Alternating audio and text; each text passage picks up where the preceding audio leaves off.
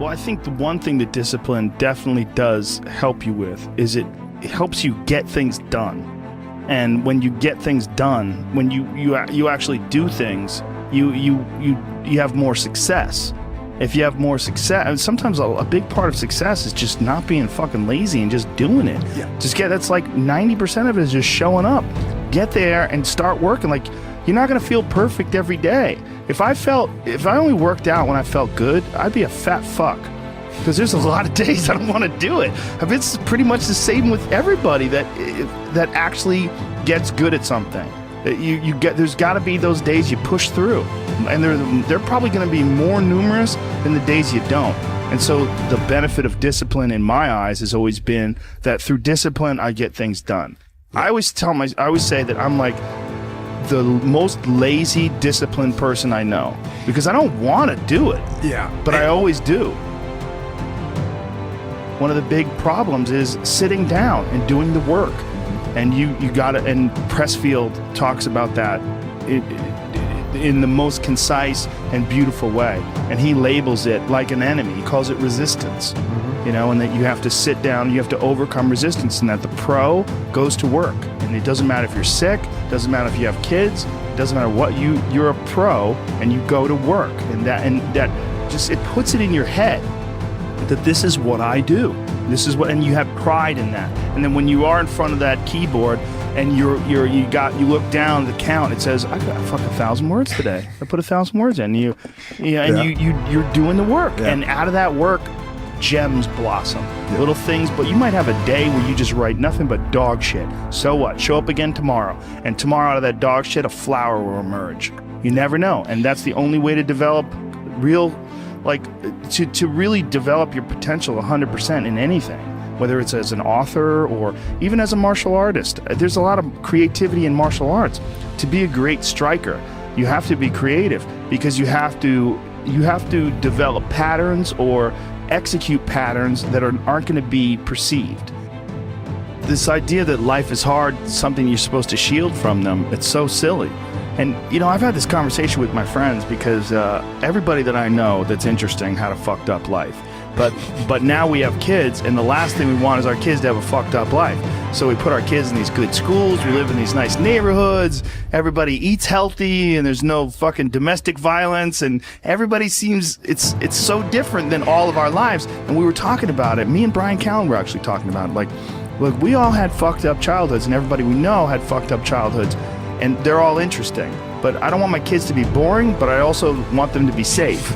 So it's like, how do you approach that? I mean, I think you get involved. This is what I've chosen to do, is get my kids involved in martial arts and give them the opportunity to pursue difficult things, and understanding that through pursuing these difficult things, like in accomplishing stuff, like you learn something about yourself. You learn that you have this ability inside of you to overcome. Get obsessed with life improvement. Find things that you enjoy doing that are difficult, do them and get better at it. It seems so simplistic. It seems like a ridiculous, idealistic point of view, but it's effective. Well, you need some amount of pride and some amount of ego to get good at things in the first place, because it's such a counterintuitive notion, because you have to have a belief in yourself. You have to be able, like when you start out at jiu-jitsu, you're a white belt. Like, I remember being a white belt and being like, oh my God, I am fucking never gonna get good at this. I'm gonna suck forever. But to look at people who are better than you and know they had to have sucked at one point in time. Okay, there's somewhere along the end of this tunnel, there's gotta be a light. I just gotta keep going. Yeah. And that takes ego, and right? Ego, yeah, I was gonna say, I mean, ego drives, you to be successful, me to be successful. Ego is what's driving you. The problem is when you let ego go too far. Yeah. And everything takes balance. There's a dichotomy in everything. Every part of you has a dichotomy. You can get so into the physical aspects of things that you end up like doing a bunch of steroids and going crazy and ruining your health. Right? Yeah. That's not good. Right. The other end of the spectrum, you can sit around and play video games and turn into bodybuilding is a great example of that, because when you start lifting weights, you're like, God, I'd like to be stronger. And you start getting a little bit bigger. You're like, oh, look at that. I got a muscle. Woo, this is cool. And then you keep going, and then you keep going. But some guys get so fucking crazy, they won't stop until they have 22-inch arms. And they want to have thighs that are so big, they have to walk like they've got a barrel in between their legs. And, and they just can't help it. They just take it to some completely unhealthy place. Yeah, it's rough. Yeah, well, it's just the nature of trying to get good at something.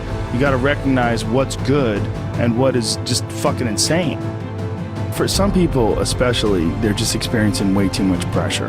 And that pressure, a lot of times, it's just an imbalance in perspective. And some of it's, I was talking to this mom once. Her daughter does gymnastics with my daughter, and we were talking about kids killing themselves where she used to live.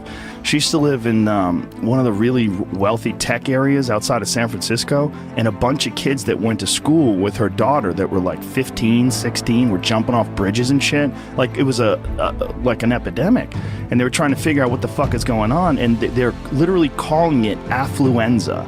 That these affluent kids and their families are literally worth $1 billion. I mean, everybody's super rich, and they're having this insane pressure like before high school and in high school to be in Ivy League schools and to get 4.0s and all, and they're not having any fun, and they're not experiencing life, and they don't have any hope, and their parents are all on fucking pills, and they're just killing themselves. For some people out there that aren't feeling good, man, if you just fucking struggled more, you get over that struggle, you feel better. It sounds so simplistic, but I swear by it. I've felt shitty myself, and then forced myself to work out, and after I get out of there, I'm like, whoa! 100%. Fucking it's 100% guarantee. It's hard for people to break momentum, too. Momentum that's good momentum, or momentum that's bad momentum. When I get on a good groove of working out all the time, I feel it. Like after I'm done working out, I'm like, yeah, I can't wait to get in there again. I can't wait to work out again. That's the good momentum. But then there's that bad momentum, like you get injured or something like that, and you can't do anything for a couple of weeks, and then to try to get that kickstart that motor up again, it's hard to get momentum. There's a lot of people that are eating shit food, and then by the end of the day, your body's in a crisis. Your body's just processing all this bullshit. And if you're eating a big, bullshit lunch filled with nonsense, like your body's got to process all that stuff. And so at the end of the day, yeah, you're going to lose your willpower. So like when 5 o'clock, 6 o'clock rolls around, you're going to be tired. But if you have a healthy lunch and you're properly fueled, and then you also have positive people in your life, everyone's motivated, by the end of the day, you're going to feel good.